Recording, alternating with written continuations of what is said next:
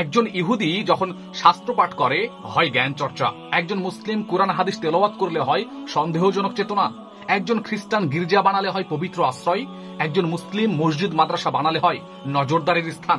একজন হিন্দু রাম রাজত্ব বললে হয় সংস্কৃতির গর্ব, একজন মুসলিম খিলাফা শরিয়া বললে হয় শত্রুতার ছক, একজন বৌদ্ধ যদি ধর্মচক্র ঘোরায় তাহলে হয় শান্তির পথ, একজন মুসলিম সিজদায় মাথা রাখলে হয় সন্দেহের ছায়া, একজন অমুসলিম শিশু নিহত হলে কেঁদে ওঠে সভ্যতা, একজন মুসলিম শিশু মরলে খবর হয় এক লাইনের নোটিশে,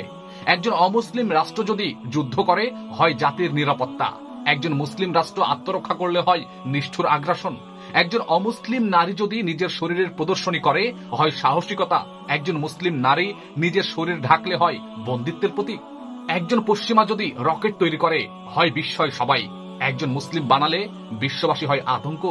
একজন অমুসলিম তরুণ যদি আন্দোলন করে বসে হয় বিপ্লবী, একজন মুসলিম তরুণ যদি আল্লাহর পথে আহ্বান করে নাম হয় ওয়াচ লিস্ট।